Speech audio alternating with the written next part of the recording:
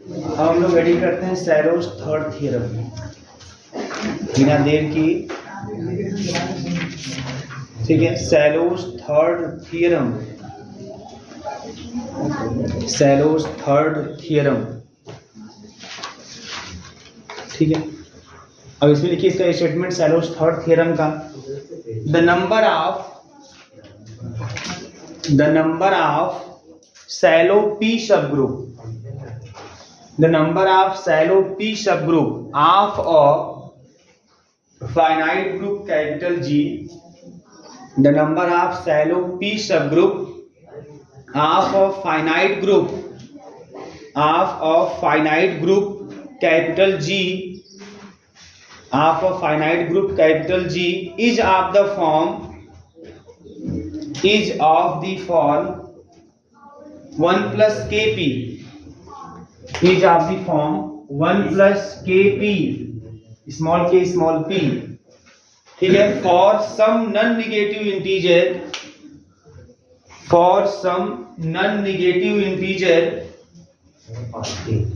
है ना, non-negative integer small k such that 1 plus kp divides order of group, 1 plus kp divides order of group, 1 plus kp divides order of group। ठीक है, मतलब देखिए cellos third theorem क्या कहता है कि अगर G कोई फाइनाइट ग्रुप है ना, और इसके p सैलो सब ग्रुप अगर एग्जिस्ट कर रहे हैं, p सैलो सब ग्रुप अगर एग्जिस्ट कर रहे हैं तो जो नंबर ऑफ पी सैलो सब ग्रुप होगा, है ना, वो 1 प्लस केपी के क्या होगा, बराबर होगा। लेकिन 1 plus KP order of group को डिवाइड करना चाहिए, है ना, इन्हें ये कुछ रख दें जो आया 1 प्लस केपी उतना नंबर हो जाएगा, नहीं, वो 1 plus KP order of group क्या करना चाहिए, डिवाइड करना चाहिए। बस नहीं, तो ये आपका थ्योरम का स्टेटमेंट है कि the number of Sylow p subgroup of finite group G of the form, मतलब जो उसका नंबर होगा वो नंबर किस फॉर्म का होगा, 1 प्लस केपी के फॉर्म का होगा, जहां पे केपी क्या होगा, कोई पॉजिटिव इंटीजर होगा। बस समझ आ रही है, मैं एग्जांपल भी कराऊंगा, क्वेश्चन भी कराऊंगा आपको इस पर। तो इसी फॉर्म का आपका होगा, मतलब जो भी नंबर होगा, जैसे मान लीजिए हम बोलेंगे कि 5 पी सैलो सब ग्रुप है, 5 पी सैलो सब ग्रुप है, तो जो 5 है यह 1 प्लस केपी के रूप का दिखाई देगा, ये 1 प्लस केपी के फॉर्म में एक्सप्रेस हो जाएगा। और लेकिन ये 1 प्लस केपी जो भी आएगा, है ना, जो भी होगा, ये 5 जो है, 5 है, अगर 1 प्लस केपी बराबर 5 है तो ये 5 ग्रुप चारों को डिवाइड करना चाहिए। बात समझ में आ रही है? तो ये इसके कहने का मतलब है, मैं आपको क्वेश्चन कराऊंगा तो आपको इसका मतलब और इजी समझ में आ जाए क्या ये कहना चाहता है। क्वेश्चन भी ऐसा देगा कि डिवाइड हो जाएगा, एकदम क्वेश्चन में हम लोग देखेंगे कौन डिवाइड करे, जो डिवाइड करेगा उतना होगा, नहीं करेगा नहीं होगा। बात समझ में आ रही है, उसी से कंफर्म हो जाए, कोई दिक्कत नहीं है। अब देखो इस थ्योरम को ध्यान दीजिएगा, इस थ्योरम को प्रूव करने के कई तरीके हैं, लेकिन जो सबसे सिंपल तरीका वो आपके सामने में रखूंगा, बात नहीं। और उसमें एक बात पर आपको ध्यान देना, इसमें जो सिंपल तरीका है उसमें एक चीज मैं यूज करूंगा। जैसे एक चीज समझिएगा, यहाँ पे अगर G आपका फाइनाइट ग्रुप है, मतलब sorry group of finite order है, मतलब ये G ग्रुप है जिसका ऑर्डर क्या है, फाइनाइट है, ऑर्डर इसका फाइनाइट है। ठीक है, इसके p सैलो सब ग्रुप अगर एग्जिस्ट कर रहे हैं, और p सैलो सब ग्रुप इसके एग्जिस्ट कब करेंगे, आपको पता है p Cello subgroup exist तब करेंगे, है ना, जब मान लीजिए p के पावर m जो है वो ग्रुप के ऑर्डर को डिवाइड कर रहा हो, लेकिन p के पावर m+1 ग्रुप के ऑर्डर को डिवाइड ना कर रहा हो, तब ऐसे केस में G हैज अ सब ग्रुप, G के पास एक सब ग्रुप होगा जिसका ऑर्डर जो होगा वो p के पावर m होगा। मतलब कह सकते हैं कि p के पावर m ऑर्डर का एक सब ग्रुप एग्जिस्ट कर जाएगा, उसी सब ग्रुप को हम p सैलो सब ग्रुप कहेंगे। अब आपने कल सेकंड थ्योरम में देखा कि जितने भी p सैलो सब ग्रुप होंगे, मान लीजिए p Cello subgroup exist कर रहे हैं, जरूरी नहीं कोई एक का हो, उसी ऑर्डर के, है ना, एक से अधिक p सैलो सब ग्रुप हो सकते हैं। तो जो एक से अधिक p सैलो सब ग्रुप होंगे, मान लीजिए H1 H2 दो p सैलो सब ग्रुप मिल गए आपको, तो ये आपस में क्या होंगे, कॉन्जुगेट होंगे। बात समझ में आ रही है? ये सैलो सेकंड थ्योरम कहता है। अब थर्ड थ्योरम कहेगा कि एक्चुअल में कितने होंगे, मैंने बोला कि जितने p सैलो सब ग्रुप होंगे वो आपस में कॉन्जुगेट के रूप में होंगे, लेकिन कितने होंगे एक्चुअल में, ये आपको सैलो थर्ड थ्योरम। ठीक, अच्छा, अब थर्ड थ्योरम के प्रूफ के लिए मैं एकदम सिंपल तरीके से मैं रिलेट कर लूंगा कि m जो है, m एक सेट है, ठीक है, m एक मैं सेट ले लेता हूं, it is the set of all p Sylow subgroup. ठीक है, ये नहीं पता कितने हैं, लेकिन जितने भी हैं उन सभी पी शैलो सब ग्रुप के सेट को मैं किससे डिनोट कर दे रहा हूं? एम से। कुछ बातें समझ लीजिए, बहुत इजीली इसको मैं आपके सामने रख दूंगा, काम खत्म हो जाएगा। ठीक है ना। M is the set of all p Sylow subgroup. ठीक है, मतलब जितने भी p Sylow subgroup exist करेंगे, है ना, 1 2 3 4 5 जितने एग्जिस्ट करेंगे उनका मैं एक सेट बना देता हूं। ठीक है ना, और उस सेट को मैंने एम से क्या कर दिया? रिप्रेजेंट कर दिया। क्लियर। अब इसी सेट में मैं H, any subgroup H belongs to M, एक सब ग्रुप में एच ले रहा हूं, इसी में पी शैलो सब ग्रुप है भाई। देखो जो भी एम में लोगे वो पी शैलो सब ग्रुप ही होगा, क्योंकि मैंने बोला M is the set of all p Sylow subgroup. तो मैं इसी एम में एक एच ले रहा हूं, H belongs to M, any मतलब कोई मैंने एच ऐसे ले लिया। ठीक, अब लेट कर लेते हैं H1 का मैं H2 बिलोंग्स टू एम। दो पी शैलो सब ग्रुप H1 H2 ले लेते हैं एम से। अगर बेटा दो, ध्यान दीजिएगा, अगर दो पी शैलो सब ग्रुप H1 H2 अगर आप एम से ले रहे हो अगर आप, तो बाई शैलो सेकंड थ्योरम ये H1 और H2 आपस में कॉन्जुगेट के रूप में होंगे। बस में ना, ये H1 H2 क्या होंगे? आपस में कॉन्जुगेट के रूप में होंगे। कॉन्जुगेट के रूप में होंगे इसका मतलब ये हुआ, कॉन्जुगेट के रूप में होंगे इसका मतलब ये हुआ कि अगर कोई भी हम जो है x ले लें, है ना, कोई क्या कम से कम कोई x मिलना चाहिए, तो h is equal to x inverse, H1 is equal to x inverse H2x ऐसा मिलना चाहिए, है ना, for any x belongs to h में लिख रहा हूं, इस h को लिख रहा हूं। एक्चुअल में जब h में होगा तो वो भी Gl में होगा, क्योंकि h जो है सब ग्रुप है ना, G का सब ग्रुप है। एक्चुअली में यहाँ जो एलिमेंट हम लिखते हैं वो एलिमेंट कहाँ का होता है? वो एलिमेंट G का होता है। अगर मैं बोला वो एलिमेंट H का है तभी कोई दिक्कत नहीं, वो G का तो ही है, वो G का है। ये H बात नहीं हुई यार, काहे बात कर रहे हो? ये H मैं ऐसा ले रहा हूँ, है ना, जिसमें जब कॉन्जुगेट ग्रुप में बने, जब से दो पी शैलो सब ग्रुप आपस में कॉन्जुगेट ग्रुप में दिखाई दें, तो जिस यक्स जो G के जिस एलिमेंट के करेस्पॉन्डिंग वो कॉन्जुगेट ग्रुप में दिखाई दे रहे हैं, वो सभी एलिमेंट इस कहाँ है? इसी H में है। बात समझ में आ रही है? अब जानते हैं कि जब भी कॉन्जुगेट ग्रुप में होता है तो फॉर एनी, है ना, किसी कोई एक एग्जिस्ट करता है G में, तो जितने भी ऐसे पी शैलो सब ग्रुप होंगे जो आपस में कॉन्जुगेट, जितने भी होंगे वो सब आपस में कॉन्जुगेट ग्रुप में होंगे, तो सब G के किसी न किसी एलिमेंट के करेस्पॉन्डिंग कॉन्जुगेट ग्रुप में होंगे। G के उन्हीं एलिमेंटों के सेट को मैं H लिख दे रहा हूँ। बस समझ में आ रही है? ये समझ लीजिए, उसको मैं H लिख दे रहा हूँ इस तरीके से। तो फॉर एनी, है ना, x बिलोंग्स टू H, इस तरीके से। अब एक चीज ध्यान दीजिएगा इसमें, जैसे कि H1 H2 आपस में कॉन्जुगेट ग्रुप में है, आप जानते हैं रिलेशन ऑफ कॉन्जुगेसी जो होता है वो इक्विवेलेंस रिलेशन होता है। Relation of conjugacy is an equivalence relation, है ना, और जो इक्विवेलेंस रिलेशन होता है ना, बता दूं, वो पूरा 1 1 R2 सब दिखाई देगा, ये सब चीजें होती हैं। अब देखिए इसमें क्या है, मेन दो समझो मेरी बात। अगर मान लीजिए अब इसे यम में, एक बात समझिएगा, यहाँ पे यम में H1 H2 मैंने ले लिया, यम में ही मैंने यम से ही कोई H ले लिया। अगर मान लीजिए मैं H के अलावा कोई ले लेता हूँ यस, जो H के बराबर नहीं है, जो H के बराबर नहीं है, बात समझिएगा। यहाँ पे कोई यस मैं सब ग्रुप ले रहा हूँ, पी शैलो सब ग्रुप जो H के बराबर, देखो H के साथ ये कंडीशन होल्ड हो रहा है। अब कोई ऐसा मैं सब ग्रुप ले रहा हूँ पी शैलो सब ग्रुप जो H के बराबर नहीं है, तो एक थ्योरम है, वो थ्योरम कहता है, देखो अगर H ऐसा है और H1 H2 इस तरह से कॉन्जुगेट के रूप में है और H के ही एलिमेंटों करेस्पॉन्डिंग कॉन्जुगेट के रूप में है, तब अगर कोई पी शैलो सब ग्रुप जो H के बराबर नहीं है, इस पी शैलो सब ग्रुप का जो ऑर्डर होता है वह P का, है ना, P का इंटीग्रल मल्टीपल होता है। क्या होता है? P का इंटीग्रल मल्टीपल होता है। देखो जितने भी पी शैलो सब ग्रुप उनका ऑर्डर तो P होगा करेगा, P के पावर के रूप में होगा ना। लेकिन देखो यहाँ पे ये जो H जिस तरह से मैंने डिफाइन किया, ये H ऐसा है कि इस H के एलिमेंटों के करेस्पॉन्डिंग जो हमारे पास M में पी शैलो सब ग्रुप मिल रहे हैं आपस में क्या है? कॉन्जुगेट के रूप में है। बात समझ में आ रही है? अब अगर मैं H के अलावा कोई पी शैलो सब ग्रुप ले रहा हूँ, यस कोई भी ले रहा हूँ, है ना, तो वो जो आपका पी शैलो सब ग्रुप होगा उसका जो ऑर्डर होगा वह P का इंटीग्रल मल्टीपल होगा। ये मैं यूज करूंगा, ये यूज करने वाला है, इसको भी आप प्रूफ कर सकते हैं अलग से एज ए थ्योरम के रूप में। बात समझ में आ रही है? ये जो यच होगा जो एच के बराबर नहीं होगा, एच कैसा है जो ऐसा कंडीशन होल्ड करवा रहा है पूरा एच हमारा, तो जो एच के बराबर नहीं होगा ऐसे सभी पी सेलो सब ग्रुप का जो आर्डर होगा है ना वह पी का पूर्ण गुणक या इंटीग्रल मल्टीपल होगा। अब के जो है के पॉजिटिव इनटू पी, ठीक है। और एक बात, और खुद एच हमेशा हर एक एलिमेंट के करस्पॉन्डिंग कॉन्जुगेट ग्रुप में होता है। भाई देखो यहाँ पे x इनवर्स x, सर जी उसका एग्जांपल बताइए। अब एग्जांपल मिल जाएगा घोड़ाई में, है ना। h is equal to x inverse hx, ठीक है ना। ए स्वयं के रूप में दिखाई देगा इस तरीके से।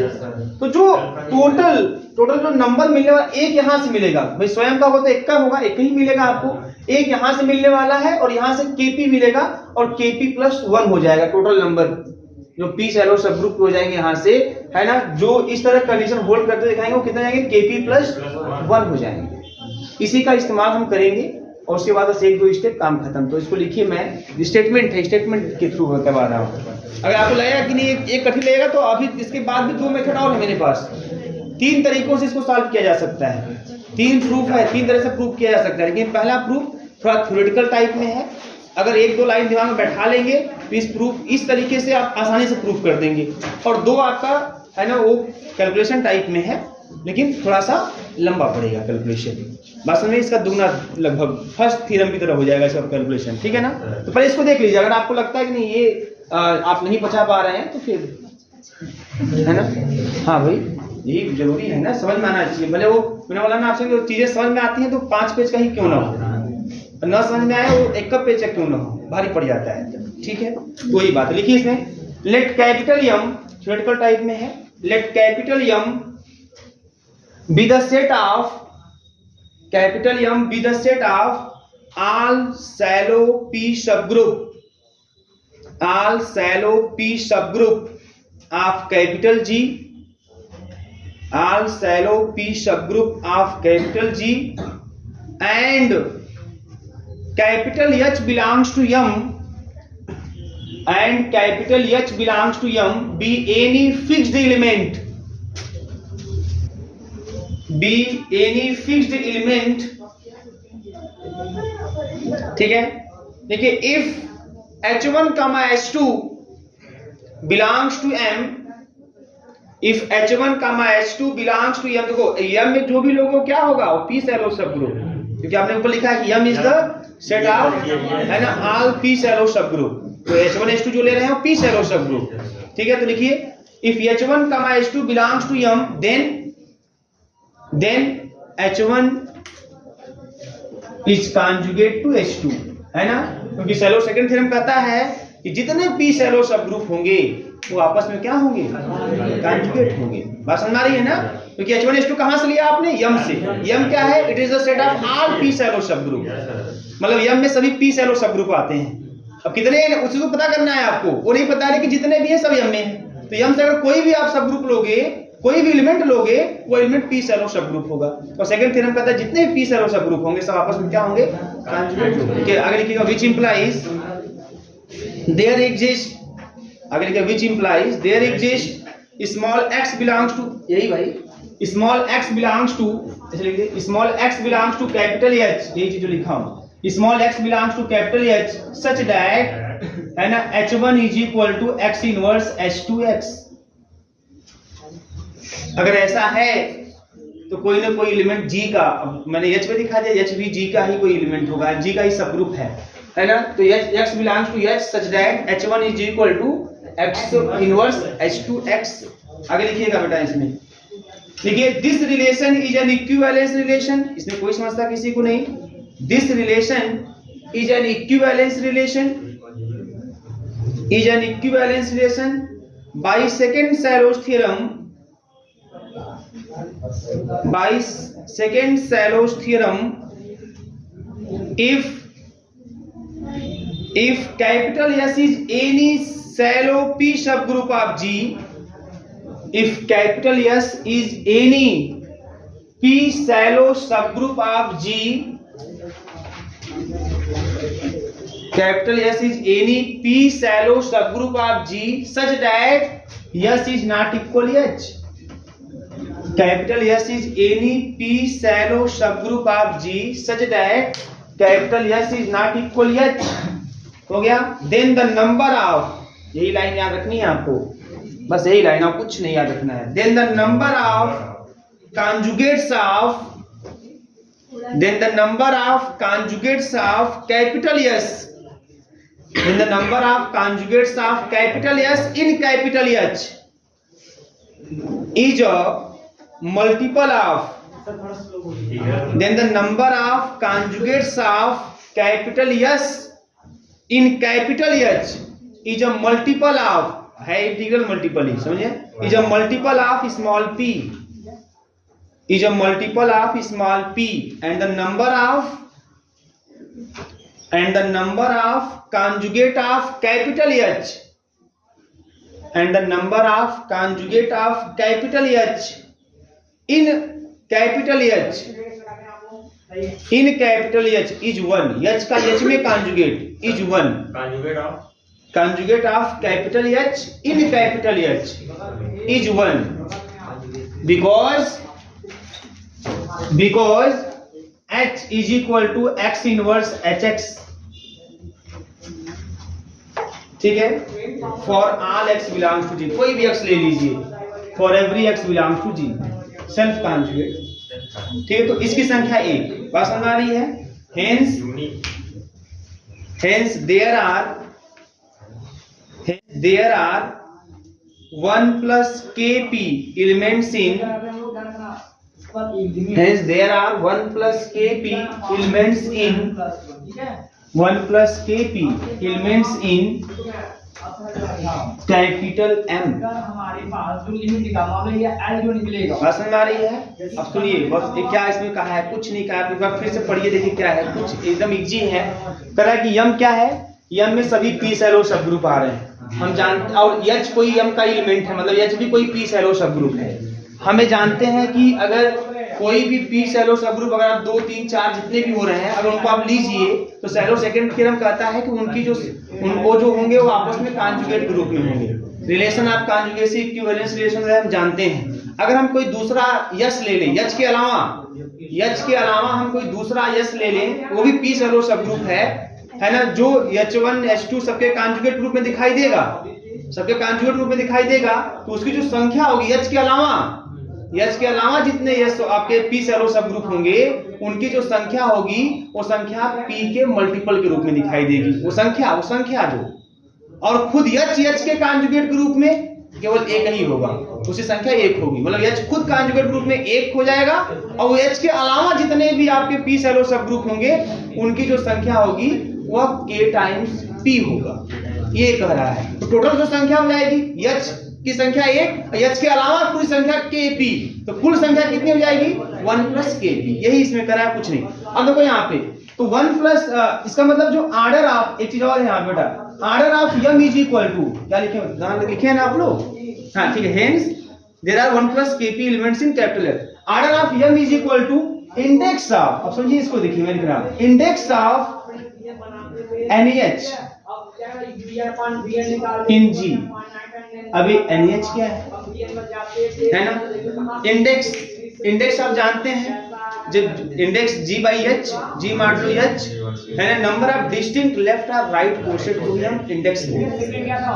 बात समझ में आ रही है ना। तो यहाँ पे index of NaH, normaliser of H, normaliser of subgroup.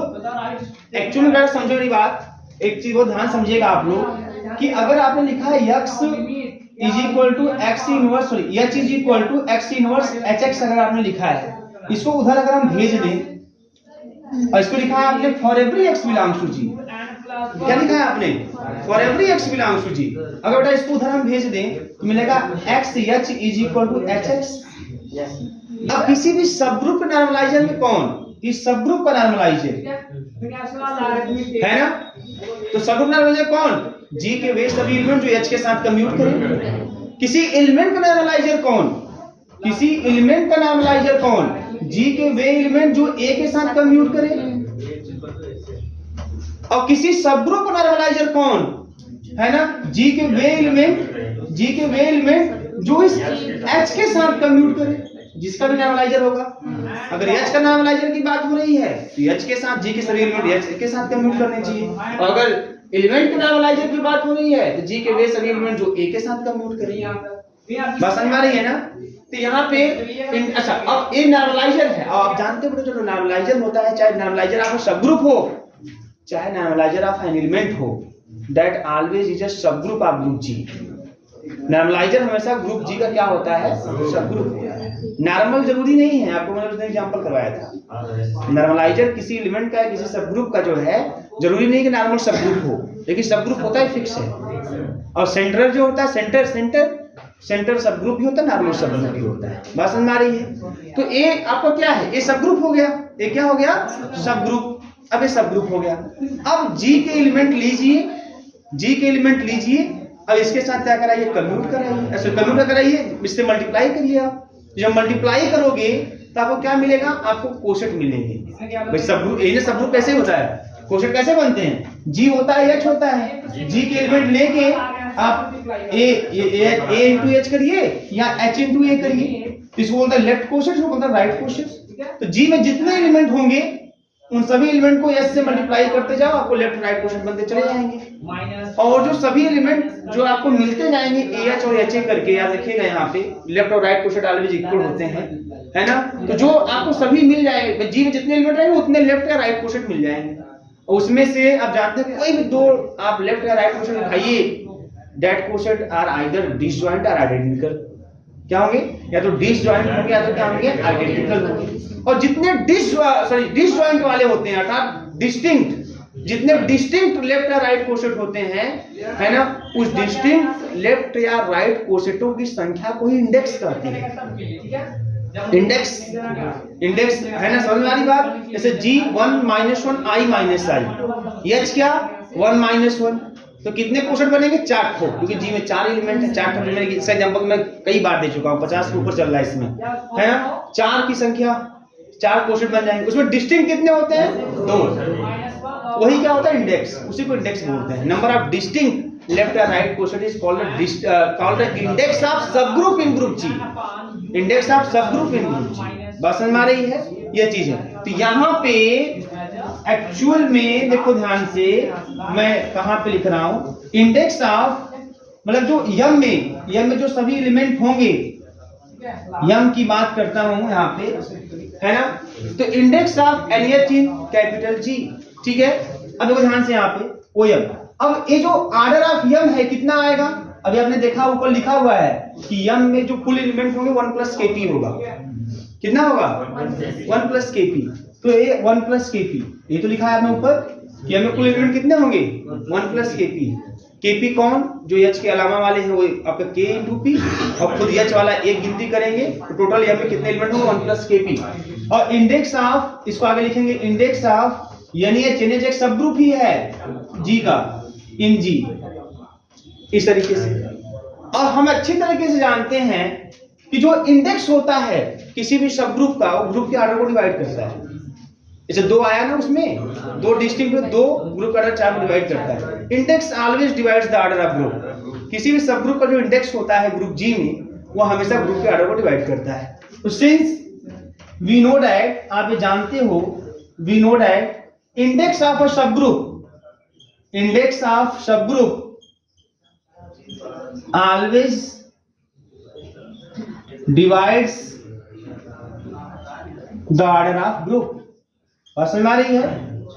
तो इसका मतलब ये हुआ कि जो इंडेक्स है हमारा, इंडेक्स ऑफ NH है, ये भी सब ग्रुप है इन G, ये डिवाइड करेगा ऑर्डर ऑफ ग्रुप को, ये डिवाइड करेगा। और इसी के बराबर कौन है? 1 + kp। इसका मतलब 1 + kp जो है वो डिवाइड करेगा ऑर्डर ऑफ ग्रुप। अभी आपने देखा, अभी 1 + kp नंबर ही है आपने। अब किसका नंबर है? एक p सब ग्रुप का ही नंबर है। आपने यम में बोला ना, यम में जितने एलिमेंट है उसी को 1 + kp सब दिखा रहे हो। तो यम में जो नंबर, जो एलिमेंट है वो कौन है? p सैलो सब ग्रुप है। तो यम में जो एलिमेंट है उनकी संख्या, वो जो है वो p सैलो सब ग्रुप है, उनकी संख्या 1 + kp है। अब वही डिवाइड भी कर दिया ग्रुप के ऑर्डर को। तो सैलो सब थ्योरम यही कहता है कि अगर, है ना, अगर कोई G अब फेराइड ग्रुप है तो उसके जितने p सैलो सब ग्रुप होंगे उनकी संख्या को 1 प्लस केपी के रूप में आप लिख सकते हो, बशर्ते वह 1 प्लस केपी ग्रुप के आर्डर को डिवाइड करेगा। तो आपने यहाँ पे ये बोला कि जो टोटल यम में एलिमेंट है 1 प्लस केपी है, मतलब यम में जो टोटल आपके पी शैलो सब ग्रुप है वो 1 प्लस केपी है, और वह जो संख्या है वो ग्रुप के आर्डर को डिवाइड भी कर रहा है, ये भी आपने लिख दिया। इसका मतलब आप साफ साफ लिख सकते हो, hence the number of p Sylow subgroup PSSG is 1 plus kp. K क्या होगा? K is positive integer, positive integer. Actually non negative बोलिए, पॉजिटिव में जीरो भी कभी लोग ले लेते हैं, है ना। आप नॉन नेगेटिव लिखिए और अच्छा है, नॉन नेगेटिव इंटीजर। सब जीरो भी इंक्लूड करना है, सर जीरो भी इंक्लूड करना है, जीरो भी इंक्लूड करना है, तो नॉन नेगेटिव बोलिए आप, जीरो को, है ना आप, हाँ नॉन नेगेटिव इंटीजर, के is non negative integer and 1 plus KP divides the order of. यही है, बस काम खत्म था, नोट कर लीजिए आप। अब इसको एक बार पढ़ लीजिए, अगर आपको लगता है कि नहीं अगर आप इसको 50 सकते हैं तो ठीक, नहीं तो फिर हम लोगों के पास अभी और 2 मेथड हैं। अगला लिखिए, क्वेश्चन लिखिए अब इस पर, तो इसको घर पे 1-2 बार देख लीजिए, बात नहीं, घर पे 1-2 बार देख लीजिएगा, आपको लगेगा नहीं इजीली आप उसको प्रिपेयर कर सकते हैं, देन डन। अगर नहीं तो फिर हम अगले मेथड की तरफ जाएंगे, ठीक है। हाँ किसका हम बताएंगे आपको, घबराइए मत, इंटर लेवल तक कुछ कुछ सब बता देंगे, हम अच्छे लेवल बताएंगे, घबराने की जरूरत नहीं है। देखिए, prove that a group of order 28, inter level BSc second year तक पूछ लो। Prove that a group of order 28 has a normal subgroup, a group of order 28 has a normal subgroup of order 7, has a normal subgroup of order 7, ठीक है। मतलब एक group है जिसका order कितना है बेटा 28, करा है कि इसके पास एक नॉर्मल सबग्रुप होगा जिसका ऑर्डर कितना होगा 7। देखो कैसे करना है, ध्यान दीजिए। अब तो पहली बात, ऑर्डर आपका 28 है, 28 को क्या लिखेंगे हम लोग, 4 × 7, वो ध्यान समझिए, 4 × 7, इसमें 2 का स्क्वायर × 7, क्लियर। अब बाई सैलोस फर्स्ट थ्योरम, अगर सैलोस फर्स्ट थ्योरम से करें तो हियर बहुत simple, 2 to the power 2 divides the order of group, but 2 to the power 2 plus 1 मतलब 3 not divides order of group, clear है ना भाई। 2 के साथ 4, 4 7 28 काट देगा, ग्रुप का ऑर्डर 28 है, और यहाँ 3 कर देंगे 8, 8 28 को नहीं काटेगा। तो नियम हमारा कहता है कि अगर ऐसी बात है तो हेंस अगर ऐसा हो गया कि p के power m divides order of group and p के power m plus 1 does not divides order of group, then hence there exist और सैलो सब ग्रुप, अब है ना, अब पीस बोलते हैं सैलो सब ग्रुप, अभी बोलते हैं Cello subgroup of order, किस ऑर्डर का एग्जिस्ट करेगा तब 2 के पावर 2 ऑर्डर का एग्जिस्ट करेगा, है ना। मतलब ऑर्डर ऑफ एच, है ना, that is order of H हो जाएगा 2 के पावर 2, क्लियर है। p के पावर m का एक सब ग्रुप एग्जिस्ट करेगा, तो इसको हम क्या बोलेंगे, इसको बोलेंगे 2 सैलो सब ग्रुप, 2 SSG बोलेंगे, क्योंकि 2 के पावर के रूप में है, मतलब 2 सैलो सब ग्रुप एग्जिस्ट करेगा। इतना ही नहीं, 7 के power 1 divides the order of group, करेगा ना, 7 में डिवाइड करेगा 7 पावर 1, बट 7 के power 1 plus 1 not divides the order of group. Again by, ये सब लिखिएगा आप लोग अच्छे से, again by Sylow's first theorem, है ना, there exist hence there exist है ना 7 SSG, ऐसे लिख देते हैं शॉर्ट में, 7 SSG एग्जिस्ट करेगा, मतलब दैट इज एक सब ग्रुप एग्जिस्ट करेगा जिसका ऑर्डर जो होगा 7 के पावर 1 होगा, इसी को हम क्या बोलेंगे, है ना, सैलो 7 सब ग्रुप या 7 SSG। बात समझ में आ रही है, 2 SSG 7 SSG, मतलब कि है ना, 2 शैलो सब ग्रुप भी एग्जिस्ट करेगा और 7 शैलो सब ग्रुप भी एग्जिस्ट करेगा, दोनों एग्जिस्ट करेंगे। लेकिन हमको बात किस पर करनी है, नॉर्मल की बात, वो भी ऑर्डर 7 का।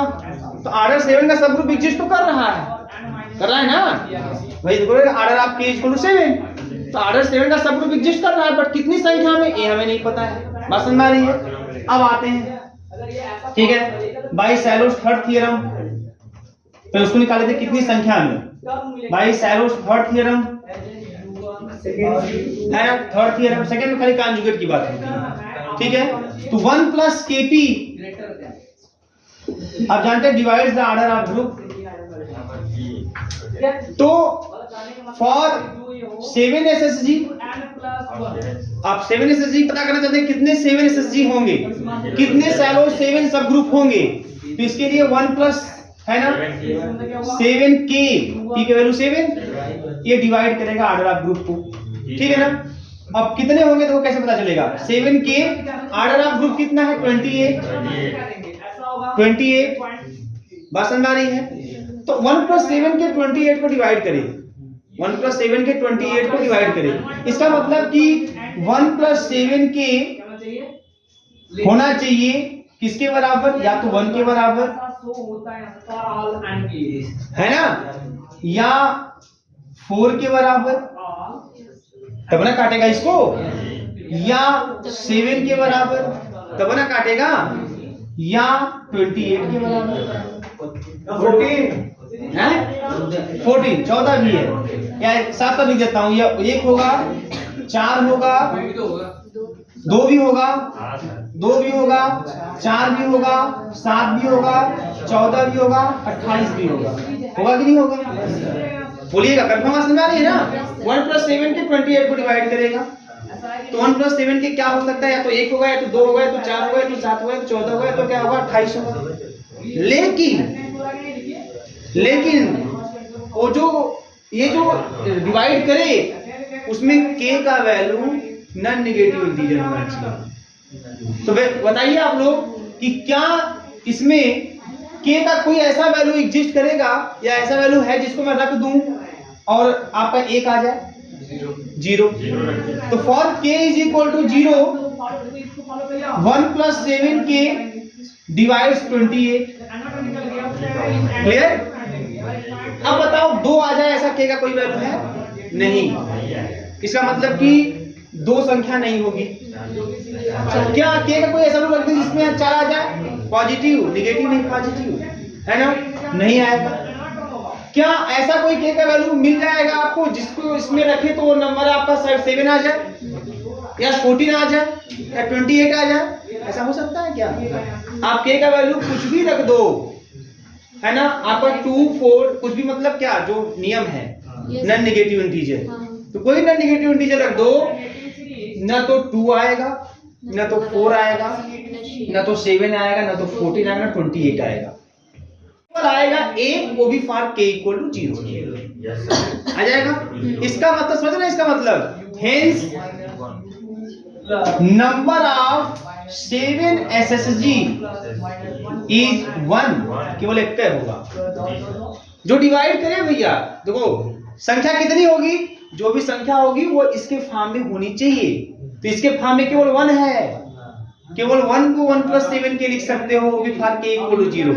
2 को आप 1 प्लस 7 के नहीं लिख सकते हो, किसी भी k के लिए लिख लो, किसको भी नेगेटिव इंटीजर ऐसा मिल जाए आपको जिससे आप 2 के बराबर लिख लो, 1 प्लस 7 के नहीं लिख पाएंगे। तो आपको बताया गया है कि जो भी नंबर होगा वो 1 प्लस kp के फॉर्म का होगा, and that's 1 plus kp divides the order of group.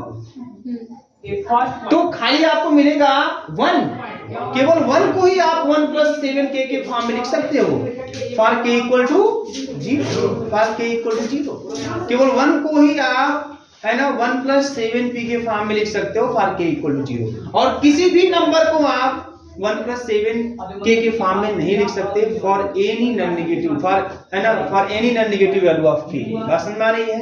इसका मतलब न तो 7 SSG की संख्या 2 होगी, न 4 होगी, न 7 होगी, न 14 होगी, न 28 होगी, कितनी होगी, केवल 1 होगी। अब बता दूं आप लोगों को, कोई भी p शैलो सबग्रुप जिसकी संख्या केवल 1 होगी, जैसे मैं बोल रहा कि p शैलो सबग्रुप एग्जिस्ट कर रहा है लेकिन वो 1 का है, उसकी संख्या 1 ही है, तो वो सब ग्रुप तो होबे करेगा, वो नॉर्मल भी होगा। बात समझ में आ रही है ना? हेंस 7 SSG जो है इज नॉर्मल इन जी, वो नॉर्मल होगा। बस काम खत्म। याद रखिएगा हमेशा आप लोग कि अगर पी सैलो सब ग्रुप जो निकल के आया है, 2 सैलो सब ग्रुप और नंबर ऑफ 2 सैलो सब ग्रुप निकाला मैंने, सैलो थर्ड अगर वो 1 आ गया, इसका मतलब वो जो 2 सैलो सब ग्रुप है जिसकी संख्या 1 है वो नॉर्मल है। अगर 1 से अधिक मिल जाता तो वो नॉर्मल नहीं होता। यही है कहानी। बात समझ में आ रही है? तो इसको नोट कर लीजिए आप जी। बताएं सर वहाँ पे नहीं बताया रहेगा, अगर 2 के पावर में 1 + 1 करेंगे तो 2 आएगा, वो भी तो ऑर्डर। किसको बेटा? कौन सा? 2 के पावर में 2 जो है, हाँ ये इसको 1 + 1 लिखेंगे तब 2 आएगा, वो भी तो डिवाइड करेगा। ये +1 नहीं, जो डिवाइड कर रहा है, पहले बताओ कौन डिवाइड कर रहा है? 2 के पावर 2 डिवाइड कर रहा है ना, तो 2 के पावर 2 डिवाइड कर रहा है, तो 2 के पावर 2 डिवाइड करे तो उसमें एक जोड़ना है आपको। तो 2 के पावर 2 + 1 डिवाइड ना करे, p के पावर m डिवाइड करे, लेकिन p के पावर m + 1 डिवाइड ना करे। ये ऐसा होना चाहिए। उस 2 को 1 + 1 के रूप में नहीं लिखना है, उसके आगे एक बढ़ाना है। डिवाइड करेगा। अच्छा 2 डिवाइड करते हैं, 2 के पावर 1, हाँ ठीक है, है ना? 2 के पावर 1 ठीक है, कोई बात नहीं। 2 के power 1 divides the order of group, ये डिवाइड करेगा ना?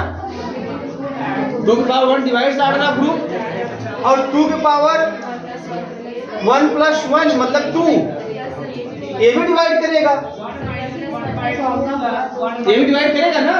तो दोनों डिवाइड करेगा तब आपका सब ग्रुप नहीं एग्जिस्ट करेगा। एक करे और एक ना करे तब कहेंगे कि 2 के पावर 1 का सब ग्रुप। ये कर रहा है ना, इसीलिए तो इसका ऑर्डर 2 के पावर 1 नहीं हुआ। 2 के पावर 1 डिवाइड कर रहा है और 2 के पावर 2 भी डिवाइड कर गया, इसका मतलब तब सब ग्रुप ऑर्डर 2 के पावर 1 नहीं होगा। सब ग्रुप का ऑर्डर 2 के पावर 1 कब होता? जब 2 के पावर 1 डिवाइड करता और 2 के पावर 2 डिवाइड नहीं करता, तब सब ग्रुप एग्जिस्ट करता है 2 के पावर 1 ऑर्डर का। बात समझ में आ रही है? तो ये सही है, 2 के पावर 2 वाला सही है, ये डिवाइड कर रहा है देखो, और 2 के पावर 3 वाला डिवाइड नहीं कर रहा है, इसलिए 2 के पावर 2 ऑर्डर का सब ग्रुप एग्जिस्ट कर रहा है। 2 डिवाइड कर रहा है लेकिन 2 के पावर 2 भी डिवाइड कर दे रहा है, तब नहीं करेगा। एक एग्जिस्ट करे मतलब p के पावर m डिवाइड करे और p के पावर m + 1 डिवाइड ना करे। ठीक है, कर लीजिए।